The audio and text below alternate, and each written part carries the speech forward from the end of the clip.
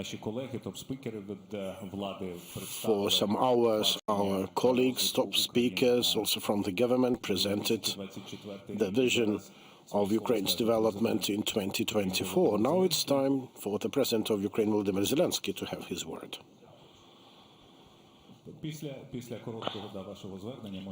After a brief address from you, we can start with Q&A.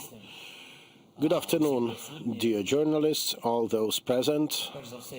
First of all, I'd like to thank you for staying with Ukraine, with the Ukrainian people for these 2 years. Every one of you has been on different platforms worldwide. We are thankful to you for that.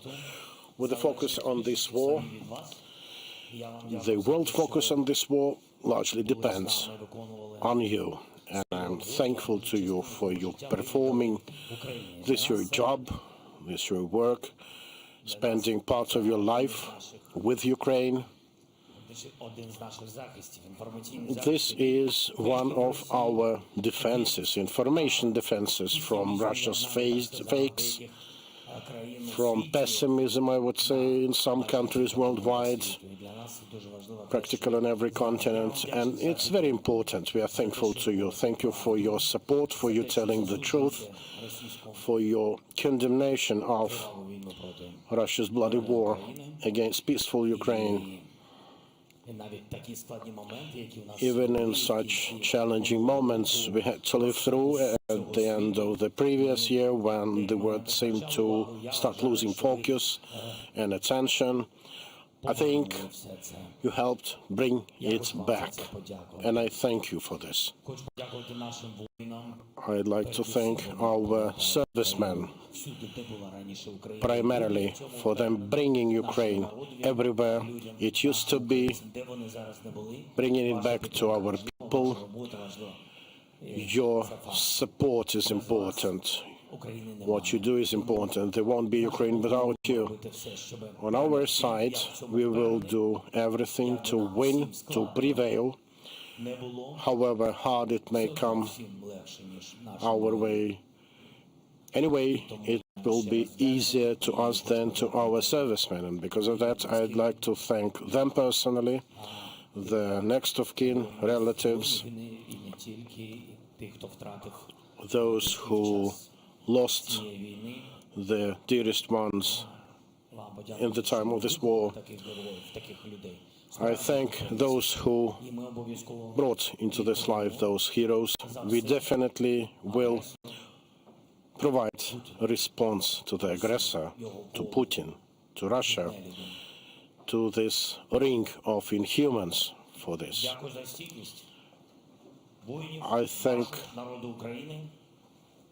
for the resilience to the servicemen, to the people of Ukraine. I do hope you will be with us until the end, until the victory of Ukraine. Yes, until the victory of Ukraine, full stop. And we can start. Okay. Please, Levy Bereg, Sonia. Just a couple of hours ago, Andriy Yermak said, I quote, at the second peace summit, there can be a situation when we will together invite representatives of the Russian Federation. They will be presented with a plan. Those who will be representing the aggressor country at the time, willing to restore, to come back to the just peace. In your interview to Fox News, you said it is not possible to trust Putin. He has never relinquished his idea of grabbing the whole of Ukraine. So what are the leverage to pressure Russians, to convince them to negotiations? Thank you for all those questions. First of all, as regards the summit, I think it is only right to become stronger on the battlefield. It depends on us, on our manufacturing capacity, on our partners. It is also important to get stronger diplomatically. We don't like to be force-fed those negotiation formulas also from the countries that are not here, not at war. Not that I'm wishing them to be at war, but I think the initiative may only come from Ukraine. It started at G20, rather G19 summit in Indonesia. And the first inauguration summit, it will happen. I strongly hope that it will happen this spring. We should not lose this diplomatic initiative. It will take place in Switzerland. The second summit, we'd like to have it probably not even on European continent, maybe on another continent. And in the coming weeks or months, this information will appear. At the first summit, a plan will be developed. Then countries will sit to look into technicalities of each of the crises brought by this war. Take the example of the grain initiative. We said that we had no trust in Putin. We were right.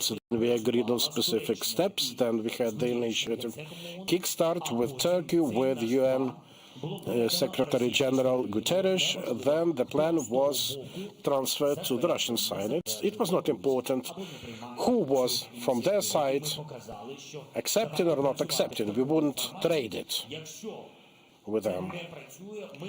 So if this doesn't work, we will nevertheless go towards having this grain corridor. That was our idea. That happened.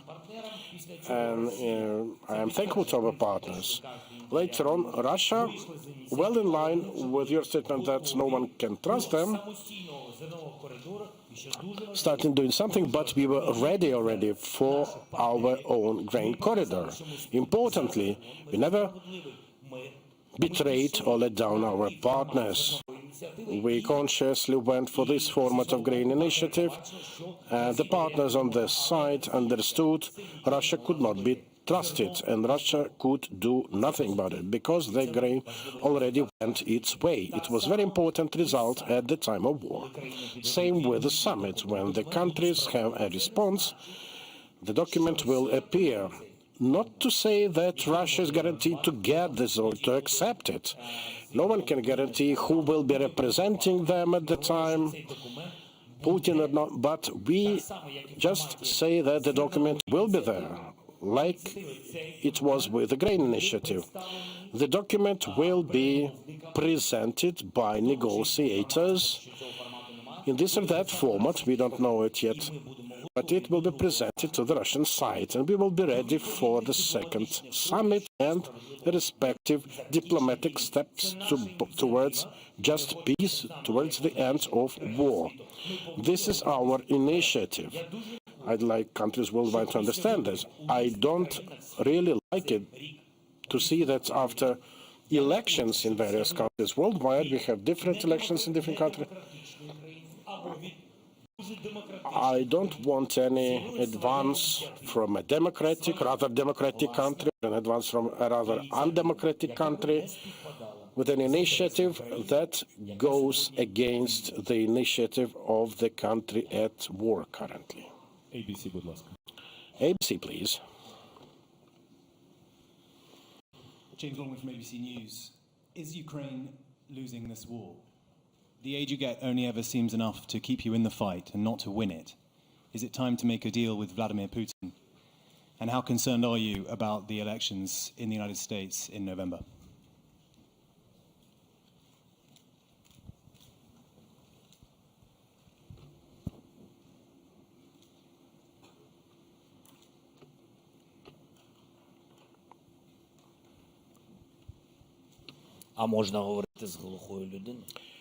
Is it possible to talk to a deaf person? Is it possible to address someone who is killing his opponents? Do you have translation? You don't. You good? But I don't hear. I think you are interested in Yeah. Please take. I will wait. Okay, you have translation. Thank you so much. Тому питання So the question is about legal and political aspects of it. We will offer a platform for him з тим, що on which he will be able to agree he lost the war. It was his big mistake, maybe small for him, but a big tragedy for us, for the whole democratic world.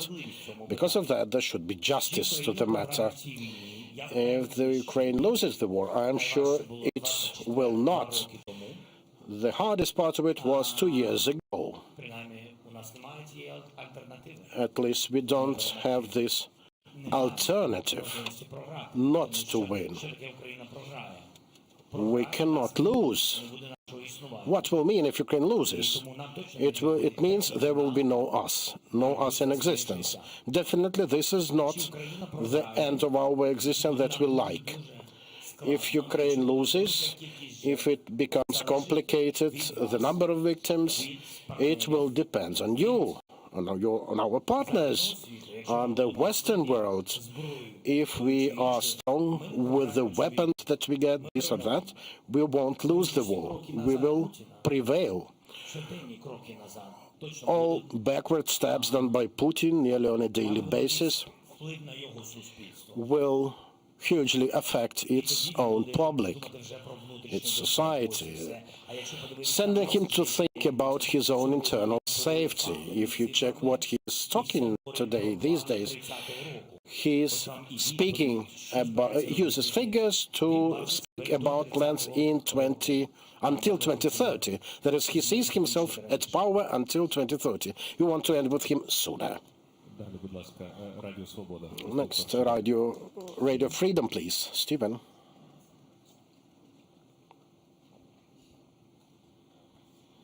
Thank you, Mr. President. A very simple time during this time of reflection. These are important days in Ukraine and all around the world. How do you still define victory, and has that definition changed for you during these last 2 years? And if it has changed, or if it hasn't changed, do you have to change your way of communicating to the people of Ukraine about what's ahead?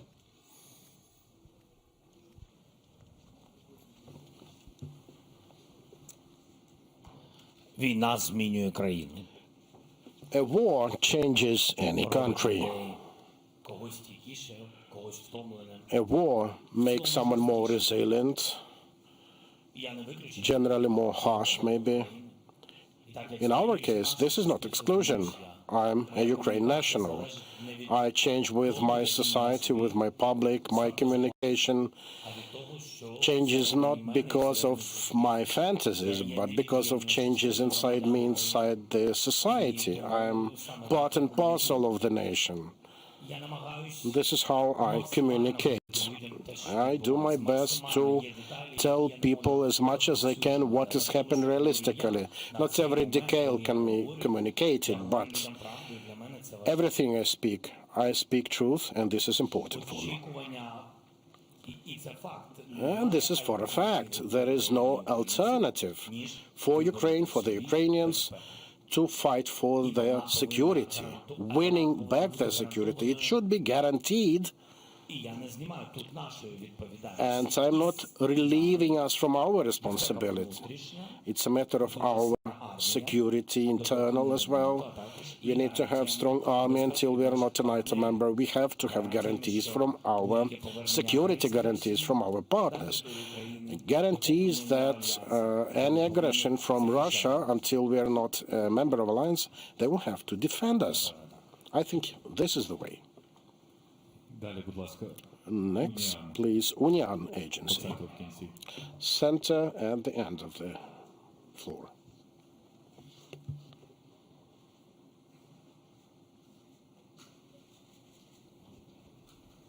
Дякую. Пане президенте, Thank you, Mr. President.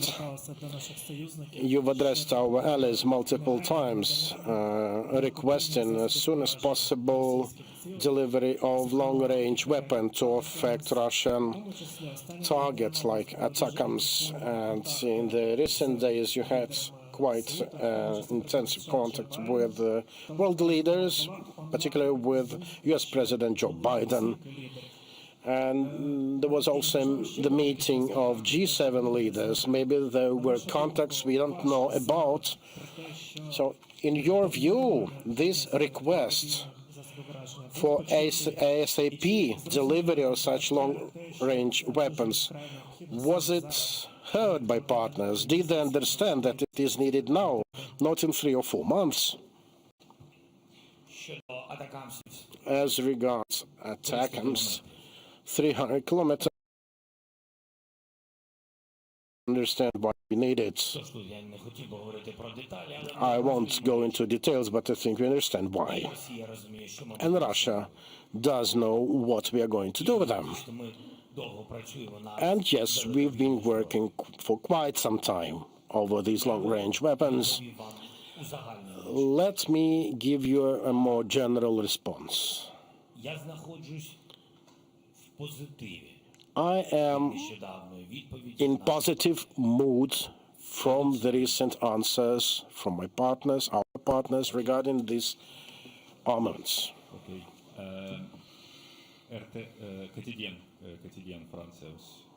Quotidien France, please. Related to the previous one about France.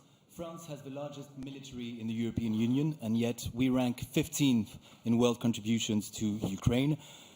I know you're very thankful to President Macron, but do you think he should have done more, he could have done more, and he could have done more earlier to help Ukraine?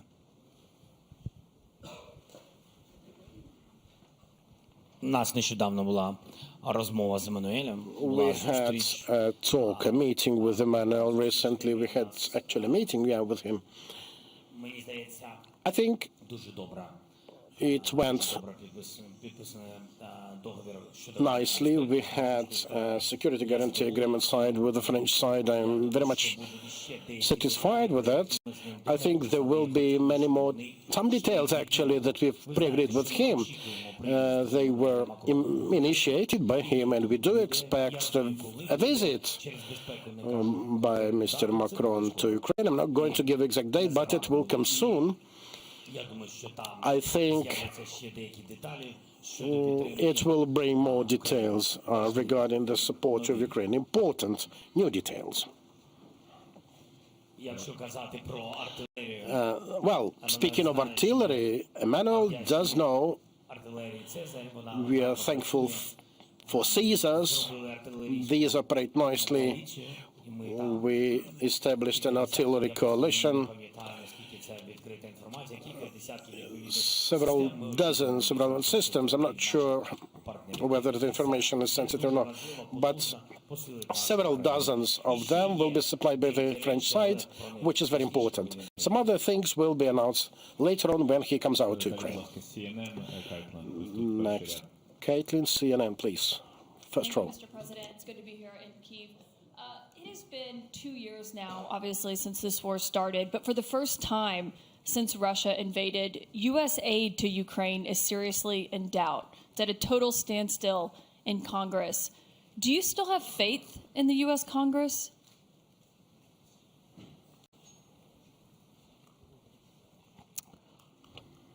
Надія на Конгрес є. Well, I do have hopes for the Congress. Буде позитив. I'm sure there will be a positive decision, because otherwise it will leave me wondering what kind of a world we are living in. On Congress support, we do know we a month leaders of both parties in different formats, and the president, those in opposition know it. They know that our request has been to get this assistance in a month.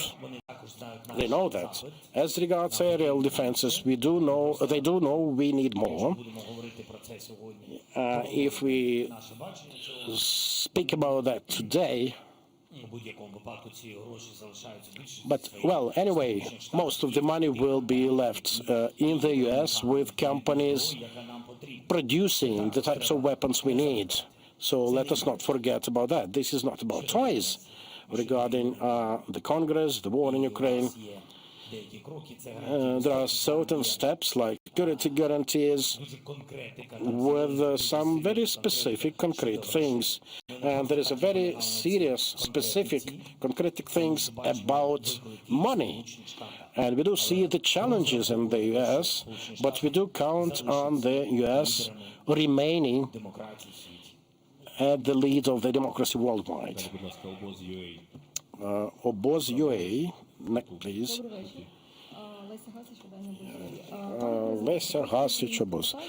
Mr. President, the Polish-Ukrainian issue. We don't know many structures have been involved in resolving the matter, but we don't understand how much politics is in there. And yes, they say they will support Ukraine till the end. On the other hand, there are people who seem to okay farmers' action. Do you have any positive signs to report? Well, I can tell you that Ukraine needs support now, not till the end of it, because the end may come very soon with different types of support. Now, we have working relations with Tusk. Prime Minister has them as well. We had meetings with Prime Minister, with Duda. I'm not going to give you all of the names. We had meeting with Ursula von der Leyen as well.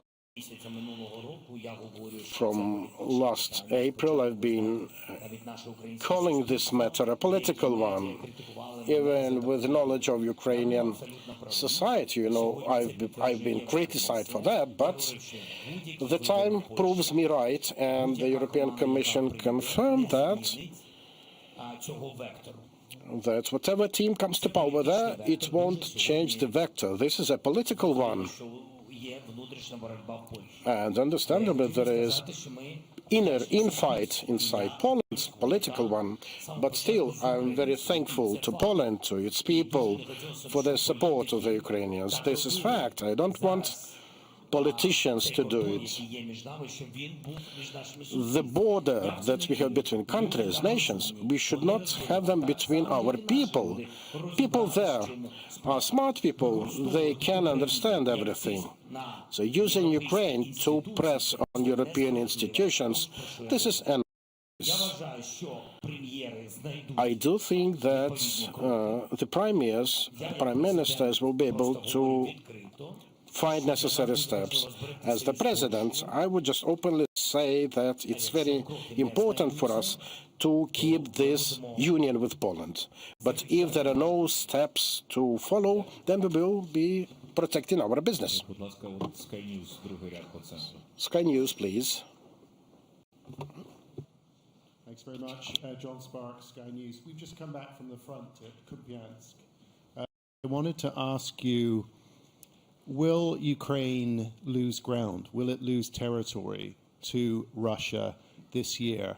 Are you prepared to cede territory as you attempt to rearm, to re-equip the Ukrainian military? Thank you.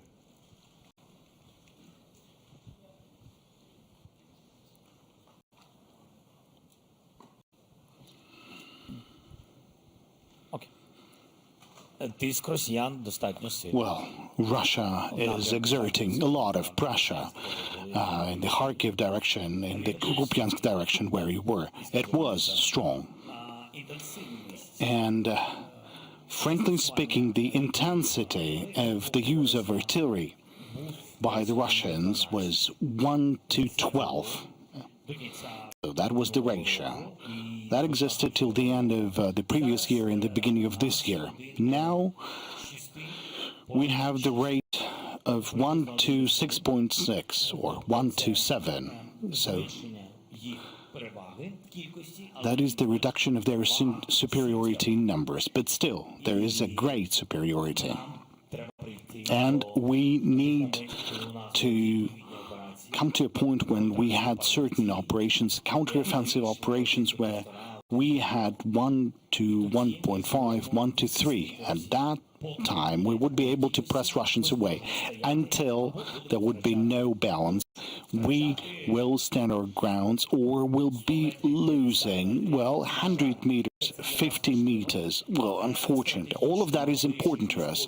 But strategically, the military are the one to take decisions. Strategically, it's more important to preserve the personnel, because in those small settlements or villages with only 10 or 15 buildings keep standing, and the other is level to the ground with no people, or is just a small amount of population. But in most cases, these areas are covered with combat operations. Talking about the Avdiivka, for example, or what you're saying, the like Kharkiv directions, in Avdiivka, frankly speaking, because Russia was very much popular about showing their superiority, but look, the fighting against against Avdiivka started from the very first days of the occupation.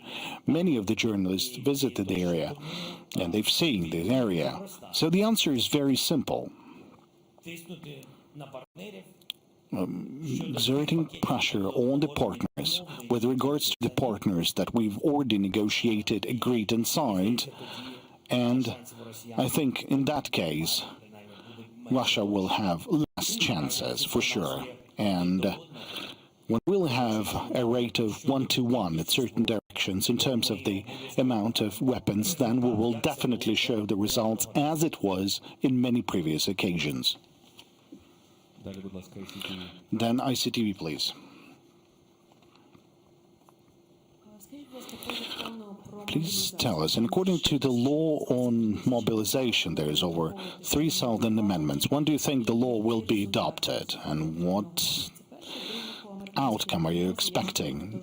That's first question. And second question, what's going to happen if we will not receive the support from the United States? Do we have any reserves, and what do we count on? Well, whenever we're talking about the assistance from the United States, we have to understand it's not about the reserve, the financial reserve. It's about weapons. Once again, I would like to underline that most of these funds are weapons. You have to understand the result. We will be weaker on the battlefield, and I cannot tell you what's going to happen. I don't have any reserve. We have the weapons which we have. Then we will search for other possibilities to procure weapons, to get some additional money, loans, exert pressure, partners ask them at a certain point, to a certain degree. So once again, this is the matter of very specific packages of weapons to support the defense of our country. Patriot system costs $1.5 billion, but you won't be able to buy that, because without the United States. So that's the response. Can you reinforce the air defense capacity of Ukraine without the United States? No. There's no adequate systems or relevant systems in the United States. Should you take an alternative options? Well, there's not too many of them. So whenever we're talking about whether there's an alternative to the assistance from the United States, whether there are other sources of money, well, we can find the money, but we won't be able to find that number of weapons.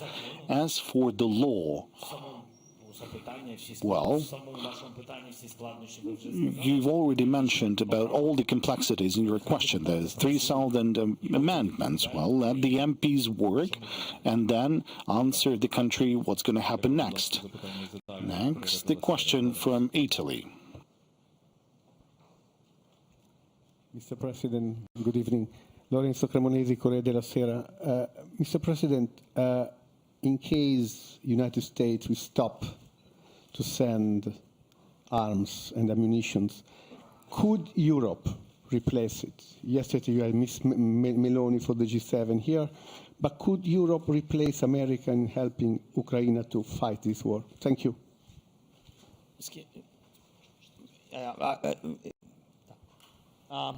About European support, I understood, I heard. What you said, with whom I yesterday spoke? Well, with Miss Meloni. Ah, with Meloni. Meloni. Sorry. My question is, could Europe replace Replace this. Okay, thank you so much for your question.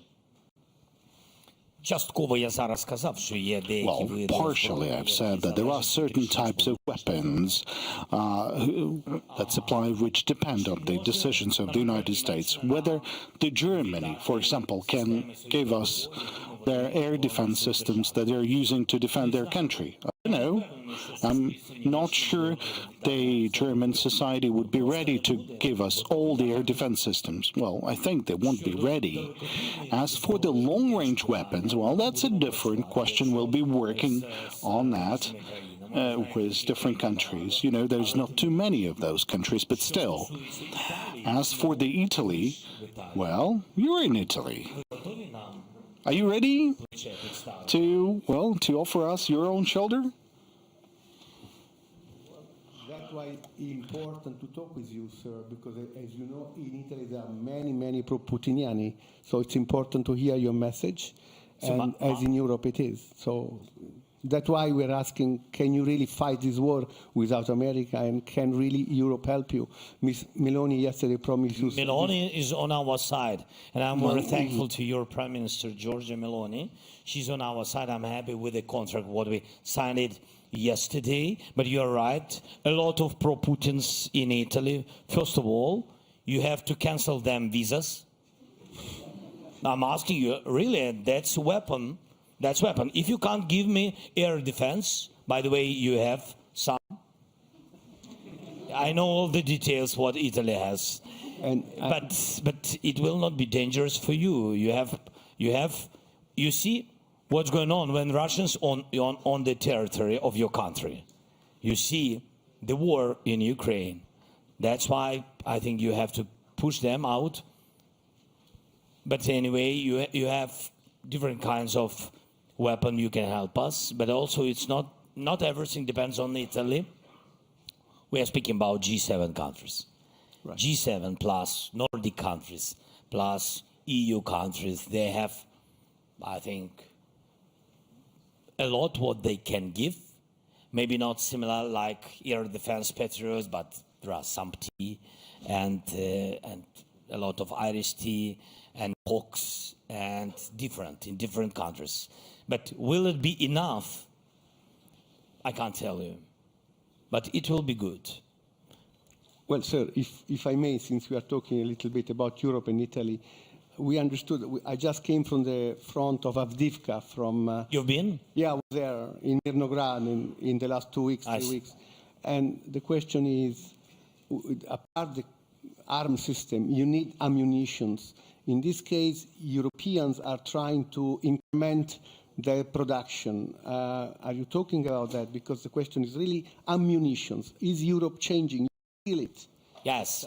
Europe really is shifting, especially during last month.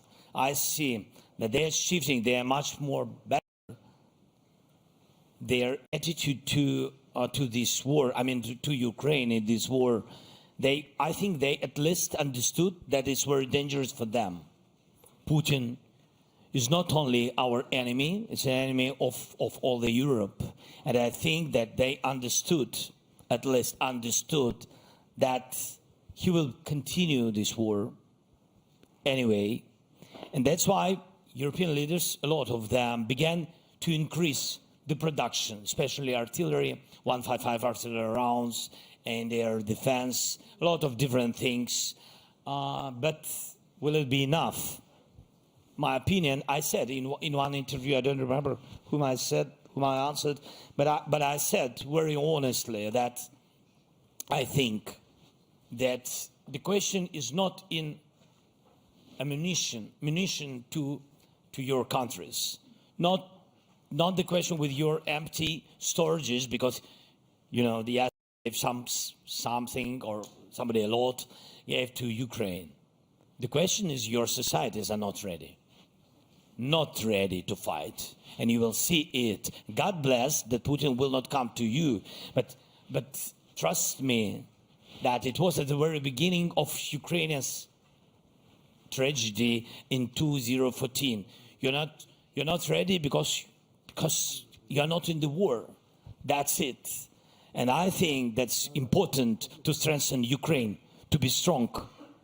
And it's very important for Italy to finish the war, to finish with Putin here in Ukraine. Thank you. Телеканал Рада, будь ласка. Now, the TV channel Rada, please. Mr. President, greetings. There's different information about the casualties and this war. At the same time, we're fighting for the global democracy. This is something recognized by our partners. This is declared by our European allies. Can you give us the information which price is paid by Ukraine?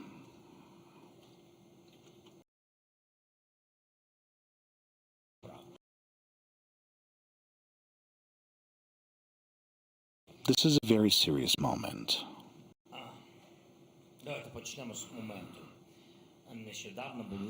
Just recently, there were some votes in the radical part of the U.S. community, U.S. society, who are not on our side, and they were asking how many more as Ukraine's lost 300,000 as casualties, who said that Ukraine has lost something around 100,000 as killed, and that Russians have lost something around 35 to 60,000. They gave some approximate numbers. Now, all of that is a lie. It's a false information. It's nothing. Every person, it's a big casualty for us. It's a great casualty for us. 31,000 Ukrainians, soldiers, 31,000 soldiers were killed in this war. Killed in action in this war. Not 300,000, not 150,000, or whatever Putin will try to lie about. But every single casualty means a lot for us. Russians have lost 180,000 as killed in action. The total casualties in Russia, I don't know about the missing people. I know that the total amount is around 500,000. In case of Ukrainians, that's 31,000. It's a great amount. I'm not going to tell you how many soldiers are wounded in action. I will not tell about this because Russia will know how many people are not on the front line. There are missing people. I'm not going to play with those numbers and don't want to do that because the recent exchange of POW shown that we will not be exact with you in terms of the information because we've returned some of the people who were considered missing in action or possibly killed, but they've returned alive, and there's tens of thousands still are on the temporarily occupied territories. We know of several dozens of thousands of civilians who were killed on temporarily occupied territory. I don't know how many of them were deported, killed, tortured. There are some lists, but we don't know exactly how many civilians, Ukrainian civilians, were killed by Russians. We will know when we will finish with Russia. Okay. Then Guardian. Luke, please, you have the floor. Hi, Mr. President. The UK has had a series of prime ministers in recent years, including Boris Johnson, who was here yesterday. We have elections coming up in the autumn, and polls at the moment point to Keir Starmer becoming the UK's new prime minister. Have you met Keir Starmer? And one other question about the UK. Has the UK given you long-range storm shadows, not short-range, but long-range storm shadows?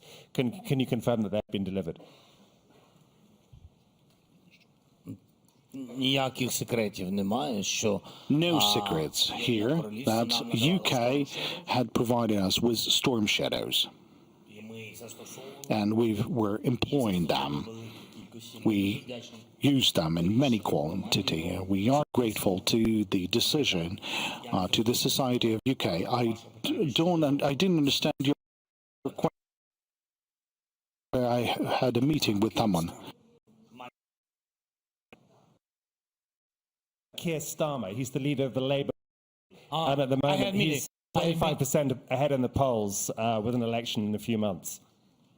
I see, but that is your decision. What will be in some months? It's not my question. But I had meeting with all of them, with Prime Minister team, and of course with opposition when I've been to Parliament.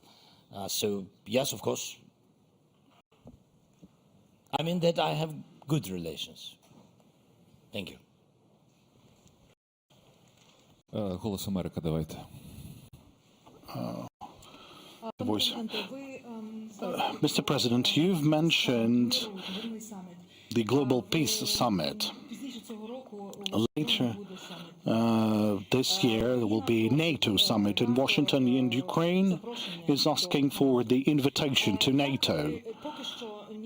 And neither Germany nor the United States are giving signals that there will be an invitation. What are the risks for the international security if such an invitation will not be provided? Well, thank you for the question. The invitation, as of today, well, all due respect to all of our partners, because I think all partners are supporting Ukraine in granting and providing us with the invitation. Everyone believes that Ukraine will be in NATO in future, but I'm not going to, play with the words. But I would say,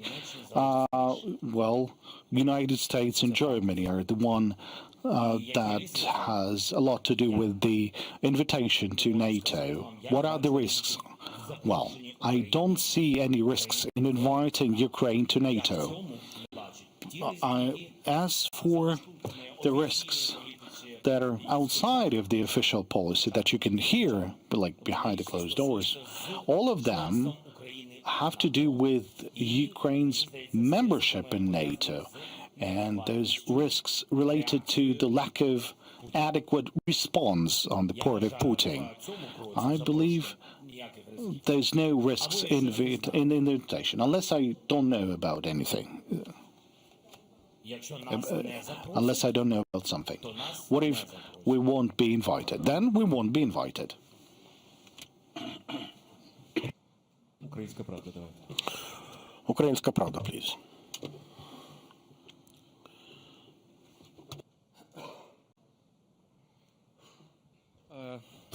Мені взяти? Роман Кравець, Українська Правда. Roman Kravets. Говорити трошки про минуле.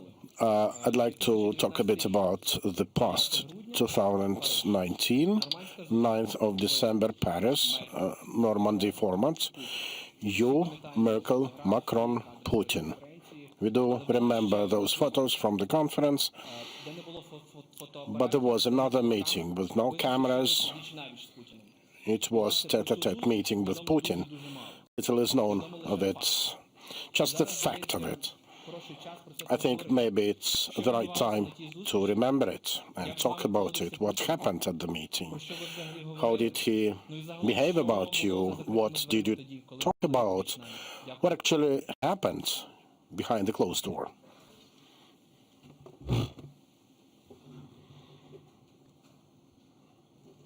А що значить, як зі мною поводився? What do you mean under how he behaved about me? Well, the tone of his talk. Well, we had quite a lengthy talk in various tones. I explained him that the Minsk agreements would not work because the very topic of bringing the troops away from the contact line would not work. I had figures, very specific ones. I went through the contact line. I think you remember we had those first steps of bringing troops back. I tried to explain him, check the real numbers. In that way, we will be bringing troops back from the continent for 20 years, which would mean that we will be for 20 years in this frozen conflict situation. We talked a lot about that. It was negotiation-like. Then we had a long story about the natural gas. The court decision in our favor. We won the process. You know how they react to it. And it was the moment of acceptance that they would pay us the money they owed us. Then we had a third question regarding the exchange.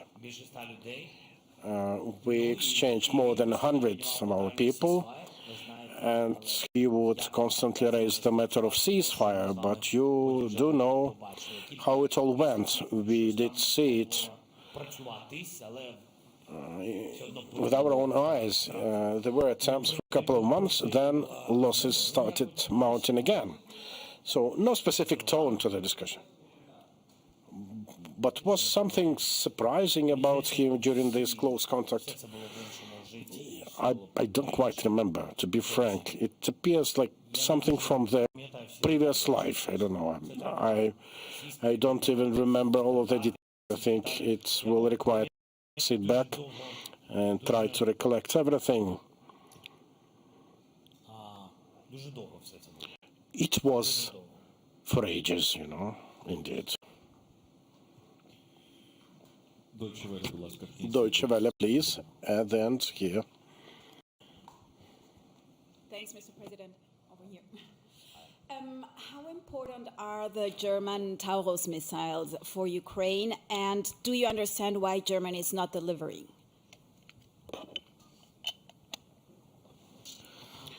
Для нас важливо. They are important for us.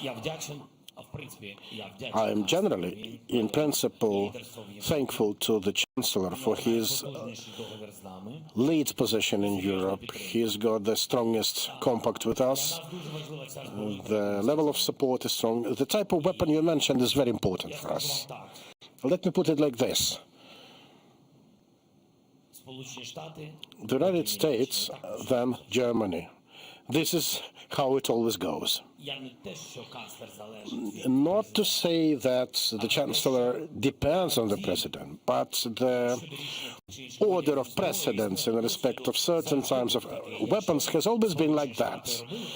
When the US make a certain move ahead, then we could use it and use it as an example with talks with others, like, let us do the same with you. Now that they did it. So as I have optimism regarding the US, I think we will get results everywhere. We'll see France. We'll see France. Thank you very much, Mr. President. When you speak with your Western partners, do you have the feeling that some of them are still afraid of a complete defeat of Russia in Ukraine? Do you think there is enough strategic reflection about it? Second question, do you think France will be able to supply Mirage 2000 jet fighter in your country anytime soon? Thank you very much.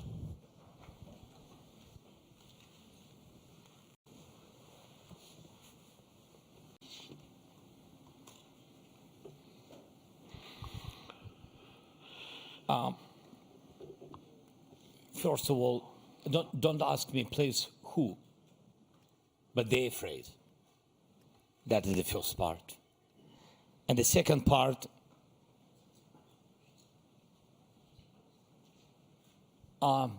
yes, we speak about jets. Thank you.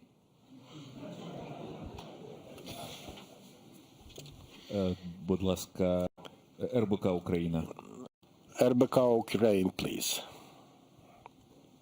Mr. President, this war of attrition In it, Russia fostered support from some totalitarian regimes, waiting for the West to get tired from supporting Ukraine. Meanwhile, support to Ukraine in some Western country is being put on hold because of some political processes, because of the military production facilities not being fast enough. So what Ukraine has to count on in this war of attrition? And secondly, what Ukraine will have to do if some of our key partners decides to stop?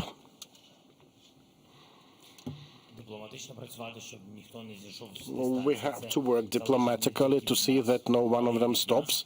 It depends not just on us, but also on us ourselves, but also on the public of different countries. Unfortunately, I have to say that it will also depend on electoral processes, on the electorate.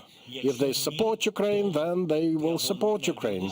If not, then you will be either not supporting or reducing support, or risking to lose the support of the electorate. Well, the most courageous leaders try to fight the public opinion over the support of Ukraine. I will be open with you. There are very little of them, few in between. Those who would risk losing their leader offices for the sake of support of Ukraine, because of this need to go against the public opinion. Many leaders would change public opinion, particularly in those countries that used to have Russia present informationally there. They would talk truth to the public to help people understand where do they live. And I would like to thank these leaders. Yeah, someone may stop, others may join the process, so we do count on support also from other countries. It's a more challenging task. Europe is more powerful ally than the US. Well, Europe knows that it is too close to them, and the US, with their understanding that we are fighting for democracy with them.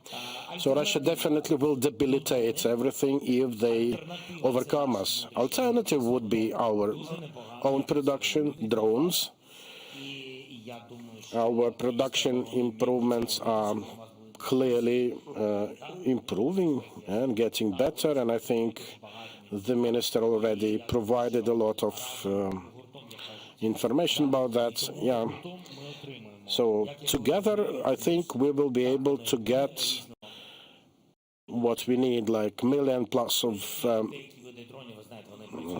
drones. You know, some of the drones are being used now, like instead of artillery shells, and they can potentially be even cheaper because of the war of Ukraine. In Ukraine, standard artillery shell,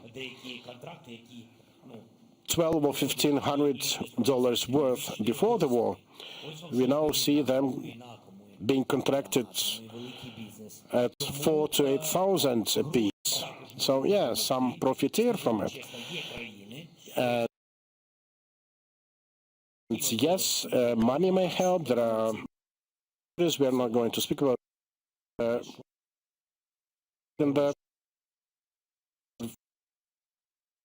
Been lost here, but they want trade. We don't condemn them. We try to fight for each shell we can get hold of. There are also countries like the North European one. I am extremely thankful to them. Having it, yet buying it for us. I get into details with them about how they are able to do it. I thank them for doing this. If the Denmark nation, small by the number of residents, but they are big, they're extremely big in terms of their support. All of the Nordic states were initially skeptical about our future. Now they're very much on our side with clear understanding who Putin is, what kind of enemy he is, and really lot depends on leaders, on their ability to communicate with their societies. And kudos to people, this type of people. I met Meta, We met with her in Lviv, and, you know, there is increasing support of Ukraine in the country, into it, which says that the nation is united inside. They're extremely strong. They've decided in terms of who they're going to support. They understood that for Ukraine is against the war. I think this is a right position. Freedom Channel, please.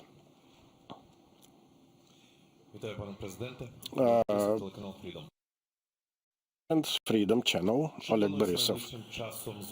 Are there any plans of meeting President Erdogan in the short future?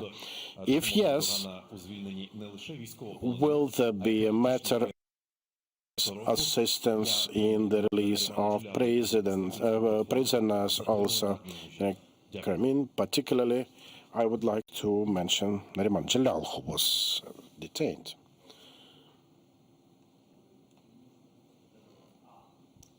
Так, найближчим часом у мене немає зараз поки що. No plans for a meeting with President Erdogan in the nearest future, but we do meet at different levels. We keep in contact with him.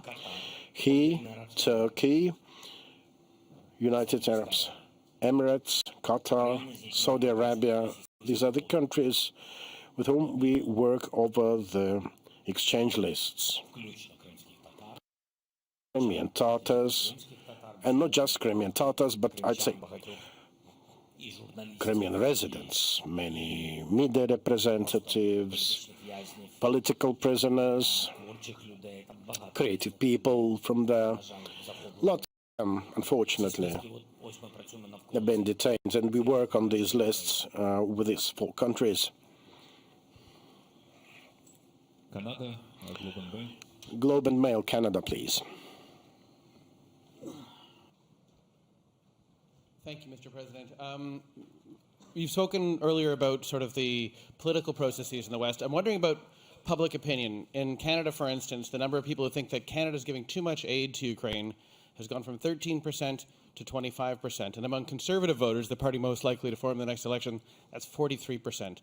Are you worried about these trends, not just in Canada, but globally, and what's happening? And a really quick second question. If your phone rings tonight and you see it's Vladimir Putin, do you answer?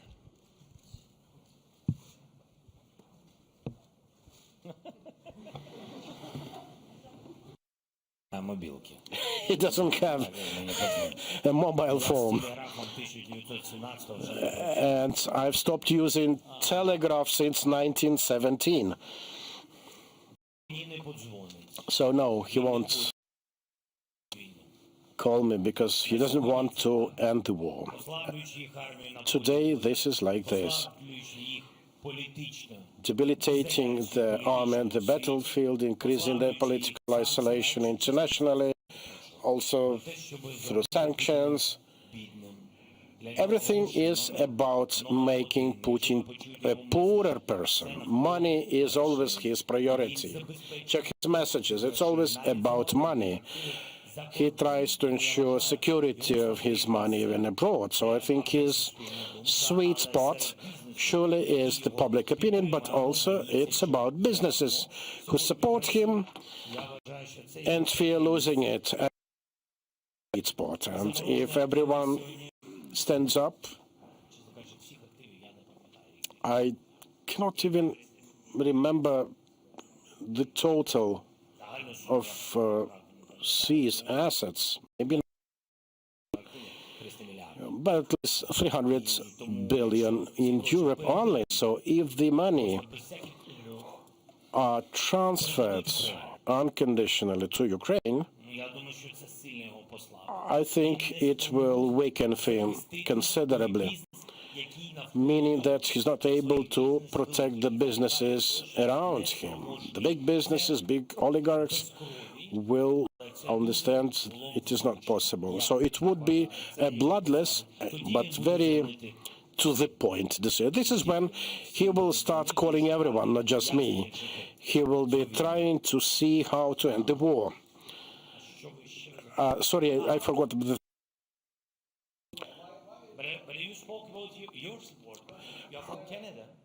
Canada and the public opinion polls show more and more Canadians, as an example, Yeah. think too much aid is going to Ukraine. You're asking the leaders for more and more voters are saying too much. But you said that your opinion in Canada is about 30%, been 30%, now 25%. It was 13% saying in 2022. Now it's 25, and among the party most likely to win the next. 20%, 25%. What they speaks about? I mean that what the question was.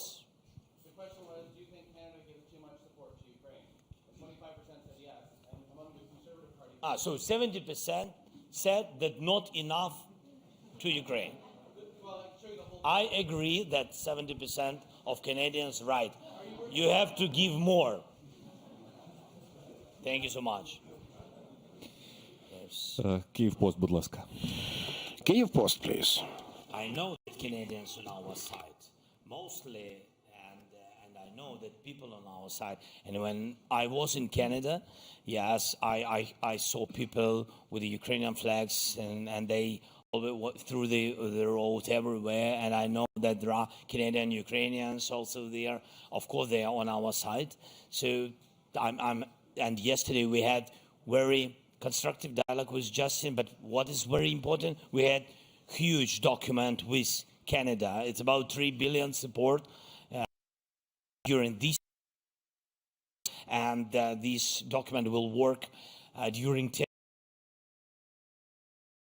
maybe more than 10 years until Ukraine will be in NATO. Доброго дня, пане президент. Марина Шашкова, видання Mr. President, Marina Shashkova, Kyiv Post.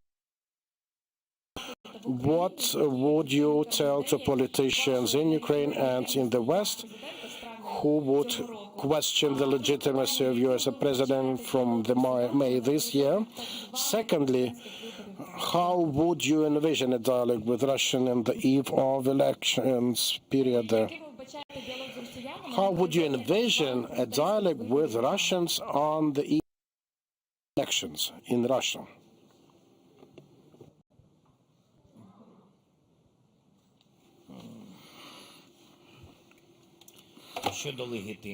Okay, on the aspect of legitimacy, this is of the Western partners or someone inside of Ukraine.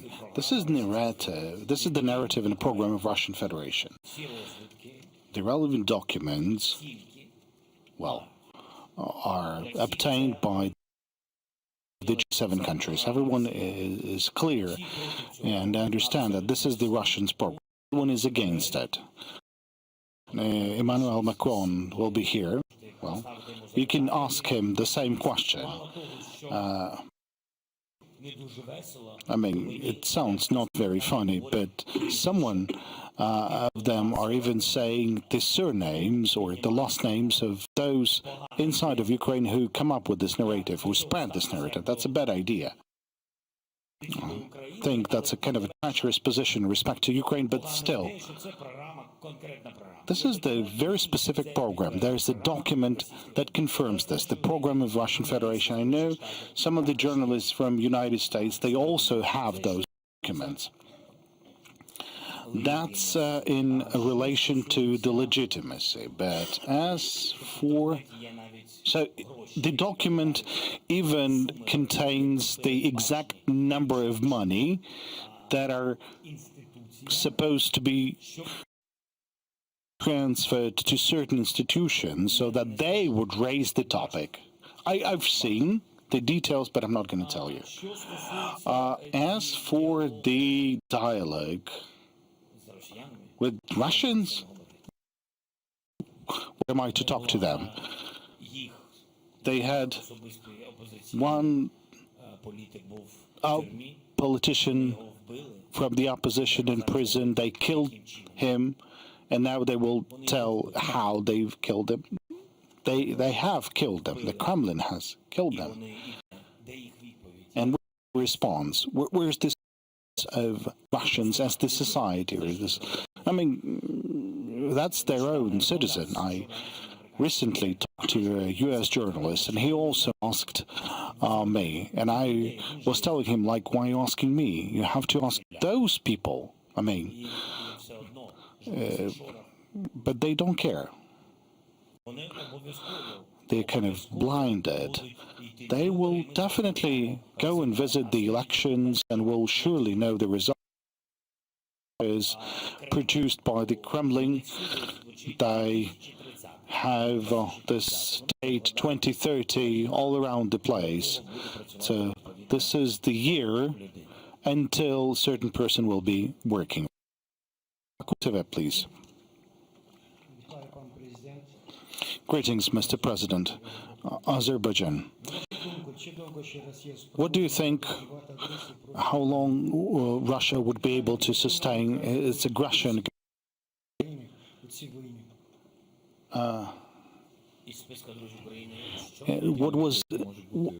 Which new countries can join the list of friends to Ukraine? Which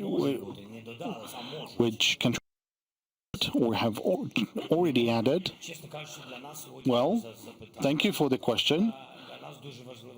For us, it is very important. I mean, surely, we would be happy if Azerbaijan would support us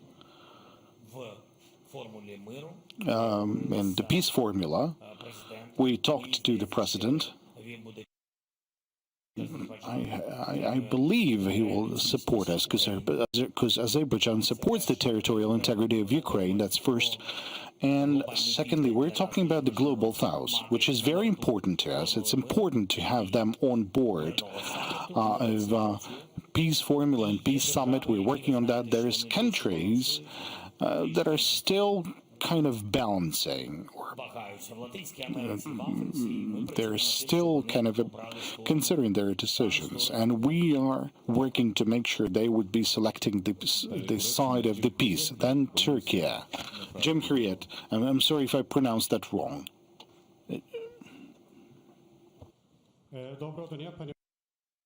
Good afternoon, Mr. President. I have a journalist from Turkey. I have a number of questions. Well, we all know that, it's not going in accordance to the plan in Russia, but not always going according to the plan.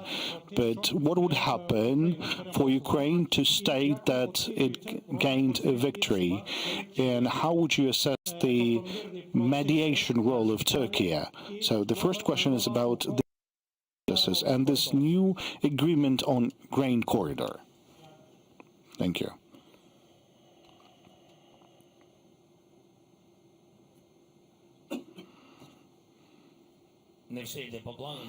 Not everything goes according to the plan. Well, not everything depends on us. Something depends on partners. There's a delay of certain processes. The most important is to have this plan, and we have it.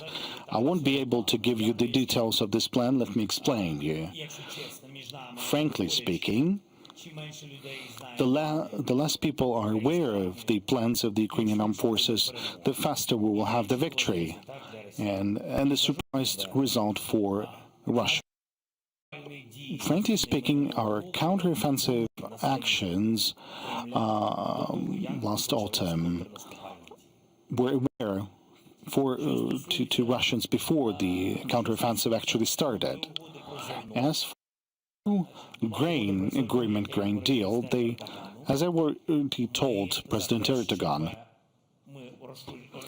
we support the idea of extending those corridors or scaling up those corridors, searching for an alternative to something that is working now.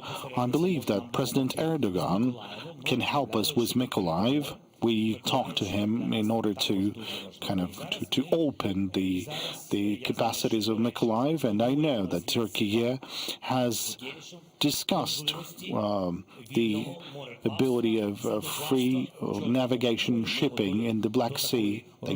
Turkey talked to this with Secretary General. We're ready for this conversation. We believe that could be the question to be raised during the first inaugurational peace summit. I hope the President Erdogan will be visiting this summit. Thank you.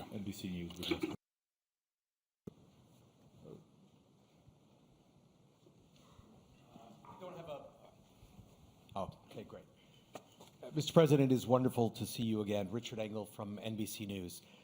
This is a historic time. I was walking around this city last night. I was here 2 years ago, as obviously you were, and many people were in this room. And it looked like Russia could have won the war, potentially taken this capital. Obviously, they didn't. You held on. You had an enormous offensive pushing Russian troops back to the border. But now, like my colleague from Italy, I just returned from the frontline areas in Chasiv, and things look very difficult right now. By your own account, you are outgunned 7-1. The moving where they have moved, it has been in Russia's favor. So my question is the weakest time that Ukraine has found itself in since that initial phase of the war when Russian troops were literally at the gates of Kyiv. And then a member of your government described for Ukraine, the first year of this war was all about courage. The second year was about resistance. What will the third year look like for Ukraine? Thank you very much.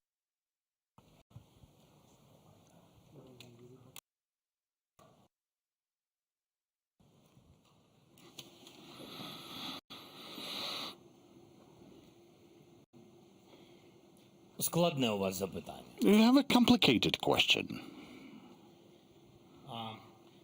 Я не вважаю, що це найслабший I момент. don't think this is the weakest, point. Well, 24-2 роки. it was a shocking moment on the 24th of February 2 years ago. Now, it's the very strong moment for our unity. If we'll get divided with our partners and inside of Ukraine, in this case, that would be the weakest point. At this moment, we didn't have something like that. We understand there was a focus of everyone to this event, and we understand how important it was for journalists to pay attention to this tragedy. But still, the focus of the leaders was also diverted from Ukraine. Was diverted, and at certain regions of the world starting to forget that we have a full-scale war. And I think that was the most difficult period, not because of the Middle East, but because a lot of things happened at once. That was the end of our counteroffensive, the beginning of the you're talking about like present period, but in fact they started their counteroffensive on the 8th of October, or somewhere in the middle of October. But now we can see the consequences because we have a lack of certain weaponry, but we couldn't see the other consequences of Russians' counteroffensive because we are holding our ground. When the packages of support weakened, we get weakened in certain directions. Now, as for the courage, resistance, or resilience, that looked like, chapters in the book. I wouldn't like to talk about this in that manner. I think the whole war is all about the courage of the people. And there's different pages, different moments. Year was about the courage. Well, all the years were about the courage. I mean, the first year was like a survival, like an utter survival. There's things that you never recall, nor in interview, nor in questions from the journalists. But I will tell you, the isolated cities of thousands of population without food and water, that was horror. Nobody remembers that, but, well, forgive me if I'm telling it wrong, but, well, we kind of recall when we talk, but we talk about different things that are also important. That was the year of survival. It was truly a horrible year. But we've survived. The second year, a year of resilience, resistance. Well, after the first year, after the winter period of the first year, I think, yes, well, it was all about resilience in many directions. We've demonstrated that. Our soldiers on the front lines have demonstrated that. The West got united, and there was an increase in the production of different equipment that was so important for us.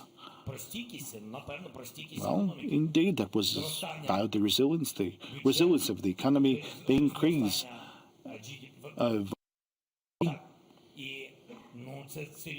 Surely, that was third. That was important. And the third year, well, the third year could be it's a year of elections, it's a year of defocusing. There's challenges from inside and outside. Someone has a fatigue, someone speaks about this, someone's not. It's a kind of a turning year. So in this turning year, we need what you've said. We need courage, we need resilience to survive. This year will define, I believe, will define the format for the ending of this war. I believe so. Now, Envy. Thank you. I would like to ask about domestic matters. In the interview to Italian channel, you've mentioned the certain of officials in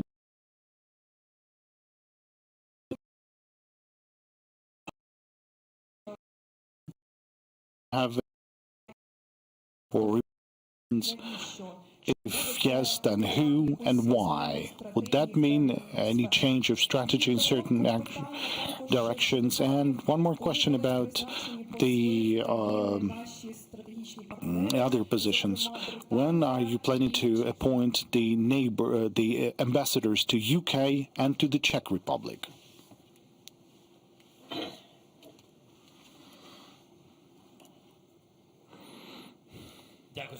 Thank you for your question on the international politics. That's my jurisdiction. They will be the ambassadors will be appointed when there were proper personalities. That definitely has no impact on my relationship with the Prime Minister Rishi Sunak, and I have a very good relationship also with the Czech Republic. As for the Czech Republic, it's a technical aspect. We know who will be a number of technical aspects to be dealt with. Who and why? Why? It's a difficult question, unless you know who.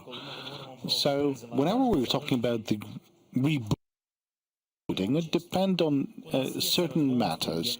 We have this conversation with the Prime Minister, and it's based on the lack of money or deficit of money. If there will be a deficit, if it will continue, then we will do everything. I'm not talking about only the cabinet of ministers. Then we will be talking about the change or reduction in the infrastructure.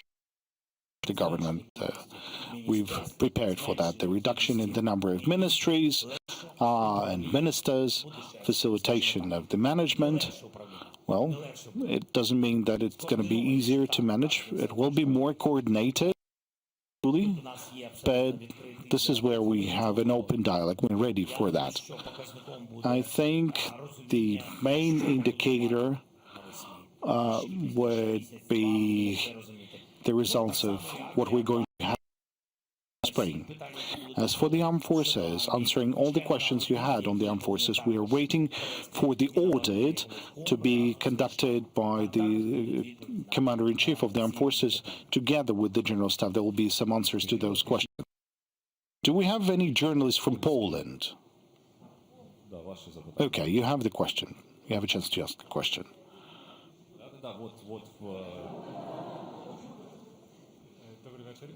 Good afternoon.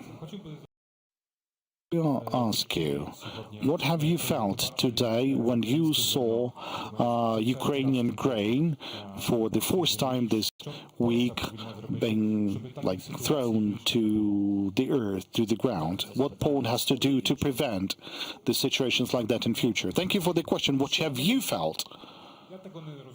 I don't understand this. I don't understand. Just the same for me. I don't understand as well. It's in politics. I don't know, something to show in the media. what's unpleasant about this? This is widely shown in Russian media. It's bad that we're playing on their side. We're playing with these facts, and I think that's wrong. I mean, in between of us, whenever we're talking about how to stop this, look, it's not something that is taking place on our territory, on the territory of Ukraine, not because I'm comparing us. No. I'm just giving you the fact. It's not happening on the on Ukraine. We have imported Polish products for a total amount of 1.7 billion a year. I mean, we have imported that amount of Polish products. Now, they're being, well, just divide 1.7 by 12, and you can understand that Poland will be losing 150 million per month, and the people would be losing that. Why is that?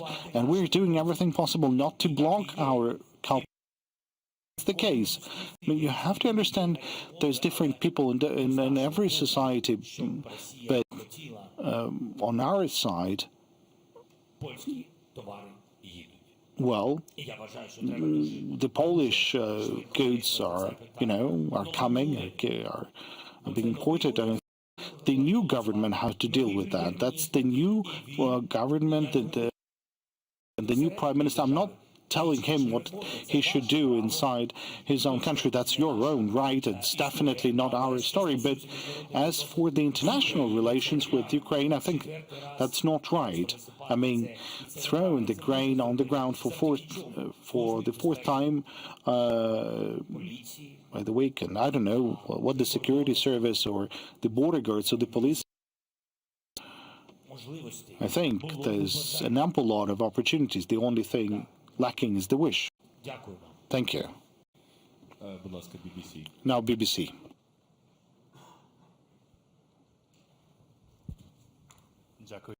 Mr. President, you've received a substantial amount of military aid despite the difficulties discussed.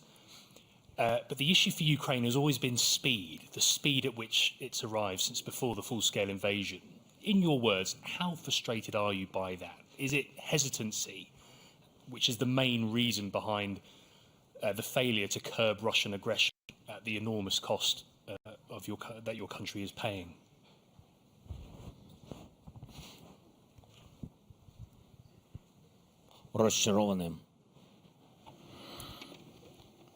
Frustrated. Well, losing time means losing money. That's my biggest frustration. The longer the war, the more are the casualties. That's second thing. And casualties, they can be different. They could be civilian casualties, military casualties. And the more Ukrainians are being deported or taken somewhere to Russia, the longer the war, the more countries are starting to kind of balance, and the time is not in favor for everyone. So what with or frustrated with, I'm grateful for this help to maintain. It's important that this assistance come on time. The war is a technological one, and you're really waiting for some weapons for by the time that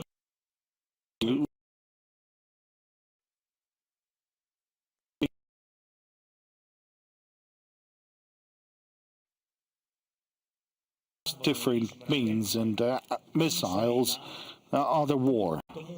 When maybe, let's say, we cannot lose the time. Okay.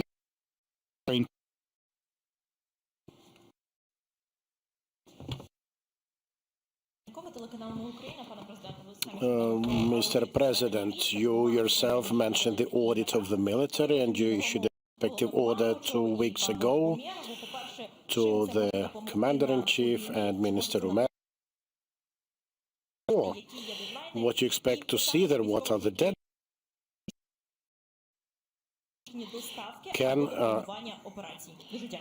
Can active officers be involved in the planning of military operations?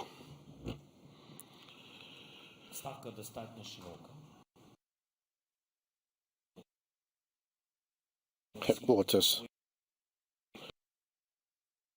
ocean. It comprises many officers. All of them are active officers.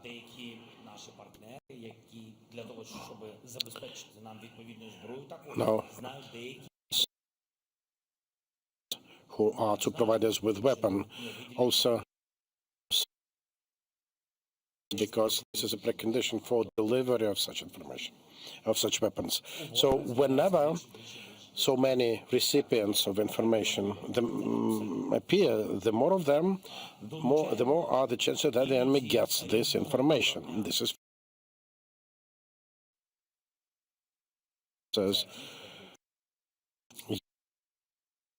if we speak about Avdiivka, for example, I think you were able to see it when we came out there, and the commander-in-chief, well, he visits every location, every conclusions about things you just mentioned. First of all, it's about reserves and rotation of the military. It should be everything, in order. Full need to have a rest. Many on the front line, how much time they will have to restore their capacities. It's about, relying on that. Next, it is necessary to properly train the reserves. To recognize we do have them, we need to correct them.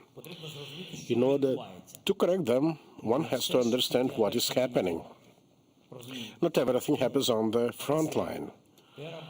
So reserves, territorial defense, the paramilitary, then people at offices, why do they see there? How many of them have been to the front line?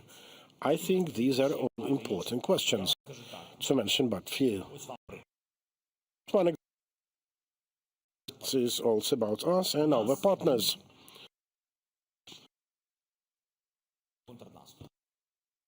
Oh, we had a fistful counteroffensive prepared.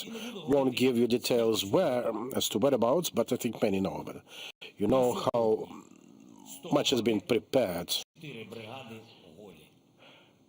Until brigade counteroffensive fist remain without agreed, signed, promised. 4 brigades worth of equipment has never reached those servicemen. Can you imagine? They fought in wait for the equipment they've never received. This is not to blame someone, just a matter of understanding. Because of that,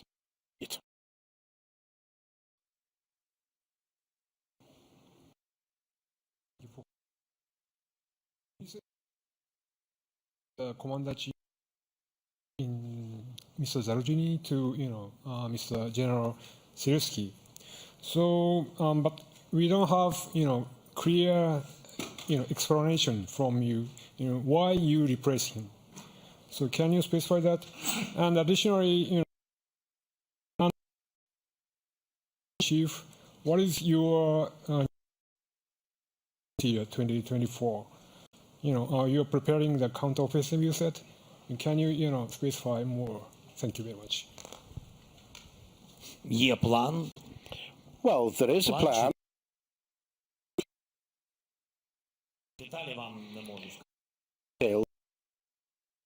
No right for that. The plan is related to a change in the military leadership. There will be several plans prepared information leaks.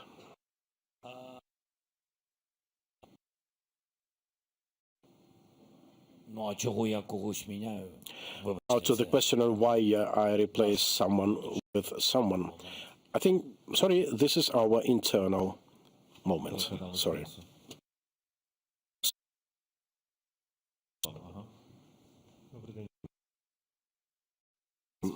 Mr. President, it's no secret that Russia's targets are not just civilian facilities but also military facilities, particularly our. The journalists came to know those enterprises are included into a single portal for the disbursement of public funds. So, have any reaction from the law enforcement?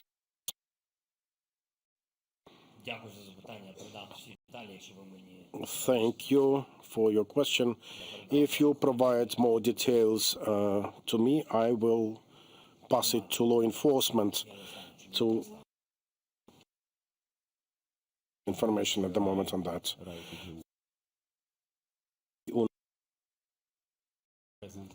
As you can imagine, there is already a lot of curiosity in Italy about you said about potential pro-Russians. Do you have any person to name? This is the first question. The second question, is there any EU country you see as a special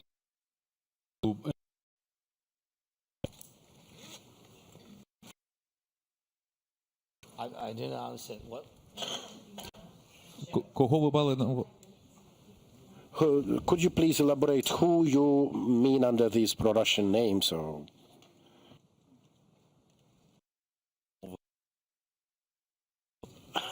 actually, why are you asking?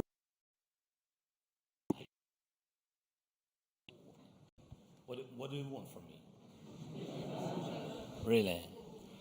help us to help ourselves? Ah, okay. That's another question. Yes. We are preparing Italian, so there is a list of Russian propagandists that are the first, and we have big document with them. We push them to EU on the level of European of EU, and also to United States. This also about the business who has tough connections with Russians and who help them to overcome sanctions and etc. So such lists we can join by what the format. We will think how to do it. This is right. Right. Okay. Question, I'm sorry. Is there any EU country you see as particularly vulnerable to Russian narrative?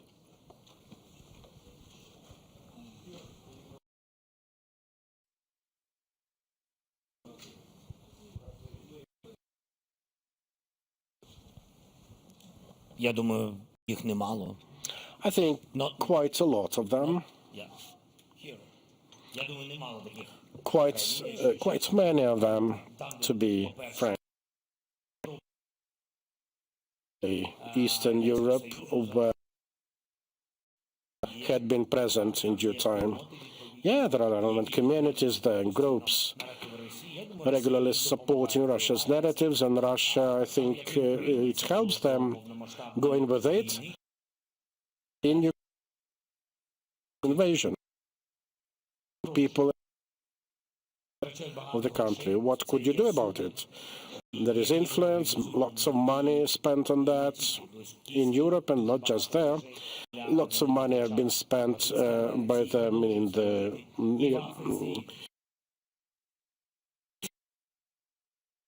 everywhere.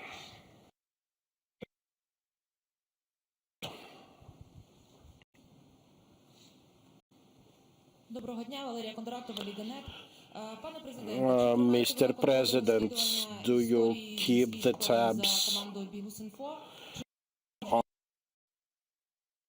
surveillance over big journalist group? And if it appears that State Security Service is behind the operation. Are you going to replace the persons? I think I did provide a response. Journalists, the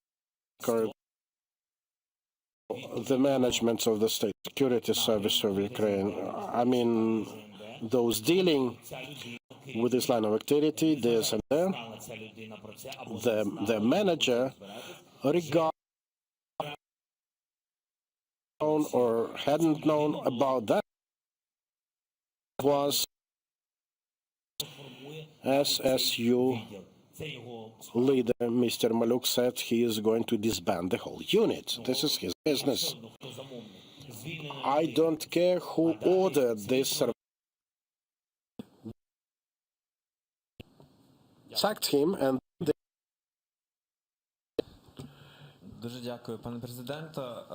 Mr. President, we increasingly hear from the Ukrainian servicemen, particularly in Bakhmut, of properly prepared defense Russians from advancing. So could you tell us more? What has been happening? Are we going to see new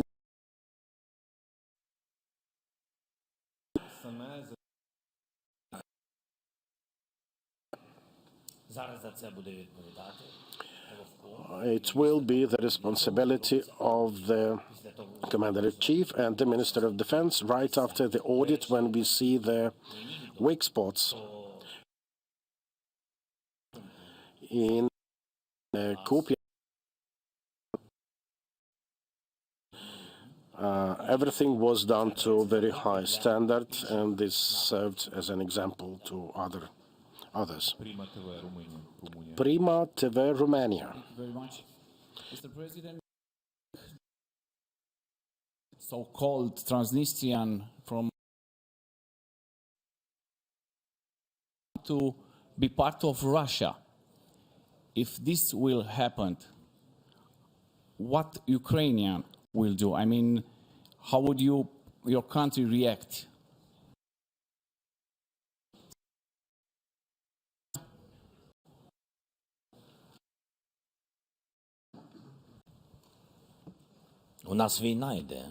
Well, we are at war. First war. We have a war with the Russian Federation. This is point two. Well, there have been no requests to. I'm not sure that next week the Transnistrians or whoever intends to kind of become part of Russia will do this. From the information, Germany. Mr. President, my name is Birgit Wennig with ARD German Television. We're based here in Kiev. Mrs. von der Leyen has just proposed, to have an armaments ministry or commissioner. How aspiration that it took Europe's threat that comes from Russia, and how do you look at it? I mean, you want to be part of the EU, you will be, you want to be part of the EU. How do you look on that it takes Europe so long to how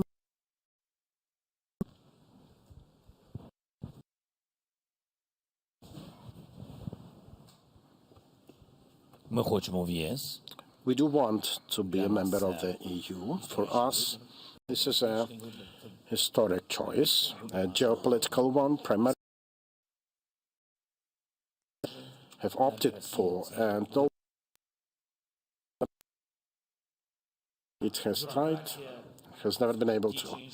Now, in terms of bureaucracy, in whatever European institution, in whatever alliance, this is a complex thing, a challenge to reboot You know that a lot has been told for quite some time about 1 million artillery shells for Ukraine. I think up to this time we've been able only to get 30%. That they will come to Ukraine. We do not wait for the bureaucracy to kickstart operating. We do our best to produce as much as we can in sufficient numbers, but still we also have a contract, and we, dear colleagues, we think we are going to wrap up in about 10 minutes, not to lose on the dynamics. We start with Armia TV, then BFM. Mr. President, Armia mobilization law recently, and the military, the message you voiced about people needing a rest because they're not made of iron, we can only confirm that.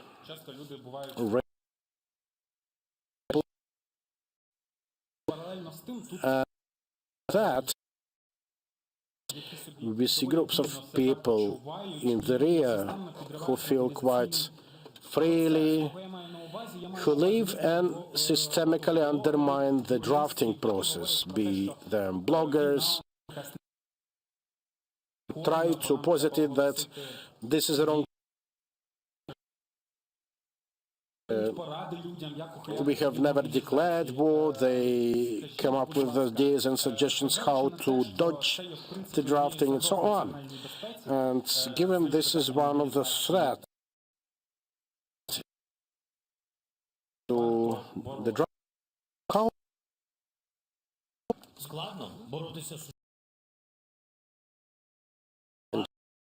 modern technologies, it's a challenge to fight a hybrid war waged by the Russia with its to live through in public have no clear understanding of how it all works. Telegram, TikTok, and all those social media Russia is using. So and done for people to understand. There's freedom of speech here. People can say whatever they want, though it is important to hear those who were to the front line, because we can see different situations. When it is being said at some platforms and spreads around with huge money being pumped in on YouTube, elsewhere, it's a challenge to find it.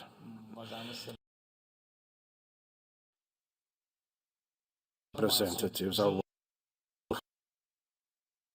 the public with real information. I do understand it's not possible to live in an informationally clean society, but we need to be realistic, and this is important. I think this is important. From we need to do more guys on the front line to have rest, to ensure rotation, in order to prepare reserves. It's super important. They find it hard. Some directions are, and now the world is not about morals, it's more about money and other considerations. Yes, there are people sitting in trenches, dying there and fighting there. Maybe it's a matter of yes, because those basking in the rear will be definitely go against the head to those who fight. If we can do something. There was an idea to demobilize those regular draftees we took this language out of draft servicemen after completing the service. I also have a question about mobilization. Do you think that the reform you just engaged to reform the rules of mobilization will be enough to recruit 500,000 further at was? Thank you. Ви просто трішки не зовсім розумієте, що відбувається. Well, you maybe don't have a full understanding of what is happening. We have the mobilization in Ukraine. Do you have the translation? You have to check. Translation good. So, have the from the very first mobilization during the martial law period, so it goes all the way through that period. The amendments to the law on mobilization that and others, there's a lot of amendments to the fact that in general mobilization, there's some matters, some details were unsettled, like the situation with the draftees or settle holidays, how much time would you need to serve, or what would be the terms of training. So the certain parameters were changed. The law on mobilization, it was originally drafted. Every country has its. In certain cases, that legislation might not be up to the realities of the war. So it's not the reform, it's additional norms to the law that is valid in any country. So if we would changes do we need to introduce, and how many people do we need to mobilize? We'll just need to wait for this to happen. It's important. Where are this mobilized? We'll need to.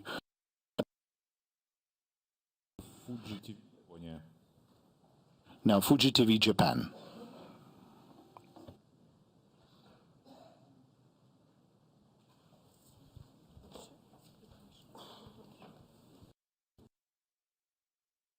President, we are from Japanese TV station. The Russians have been using North Korean weapons and missiles. How concerned are you, and what can world to do to prevent from happening?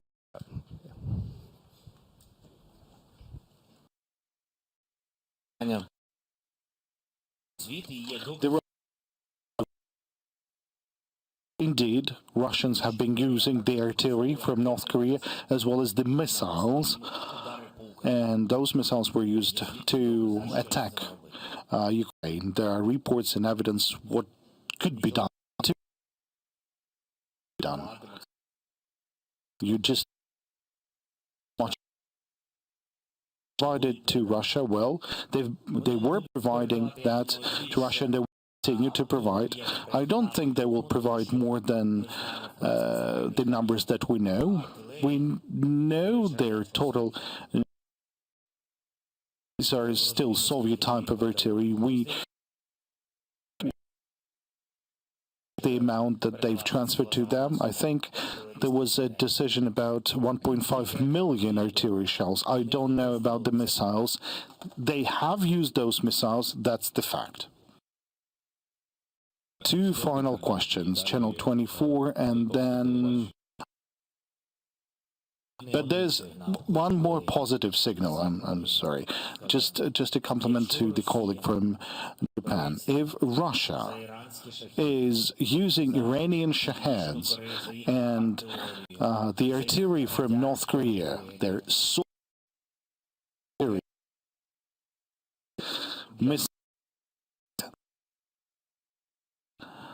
this year is a turning year for Russia as well.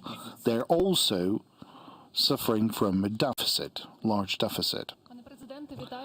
Mr. President, greetings. Ukraine signed security agreement with the UK and Denmark and every single country for 10 years, but none of those countries is ready to take Ukraine's side if there will be repeated invasion.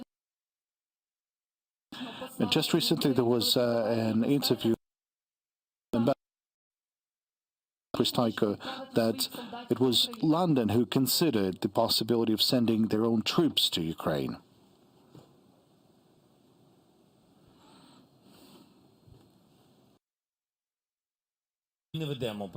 We do not negotiate with our partners sending troops to Ukraine. If Ukraine will be NATO, that would be the most powerful security guarantees. And in this case, we will take. But based, well, Russia never attempted to attack any of the NATO member nations. Well,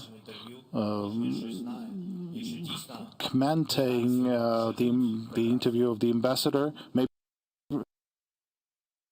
it's hard if maybe he knows that.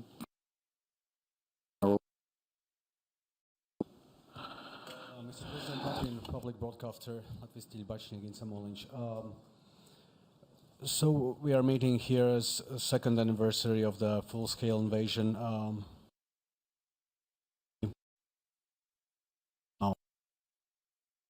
Dynamics like this continue, insufficient supply. In what situation, what state do you think Ukraine will meet the next?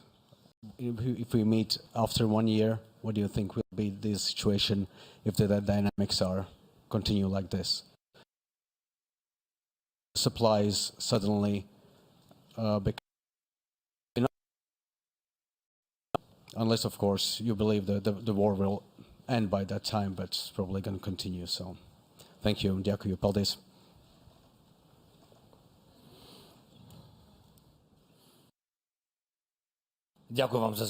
Thank you for the question. It will be difficult for us during the next month because there's different aspects in the United States that has an impact on certain countries, even though the European Union, by it will be difficult for us in March to have this period of kind of different waves, both political and financial pressure.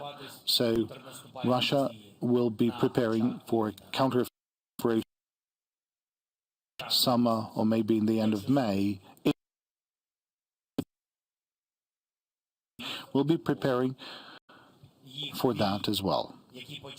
Their fight, starting from the 8th of October, I believe resulted in preparing our plan. We'll be preparing our plan in the United States, and then we will understand what's going to happen next. I believe we will be able to organize the first summit, and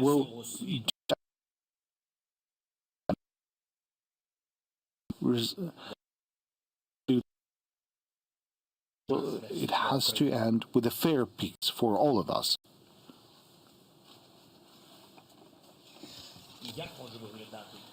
How this year might look like, or the end of this year, what you've asked. It depends. One example, air defense. If Ukraine, or today, or in the next month, I can give you one example, and you understand. 10 industrial centers of Ukraine. Now, I'm not going to tell you exactly which of them am I talking about. If we would be able to use those systems, they wouldn't be able to approach. Would destroy their defensive perimeters. That's 10 Patriots. That would radically change the situation. I'm not talking just about Patriots. I don't kind of solving it all. This is just an example. Like 2 or 3 more examples, and that would put an end to their defense. So then you can give an answer to your question, like why Ukraine still doesn't have. Maybe not everyone needs that. Maybe not everything is possible. Or this is something we're still yet to see. That's it. And that has a like, okay, dear colleague. But that was positive, because I could have a different answer. That was positive, you know. It's clear where we're going to, what are we talking about our partners, what are we pressing upon, and okay, so at this positive, we'll have an end to this press conference. Thank you.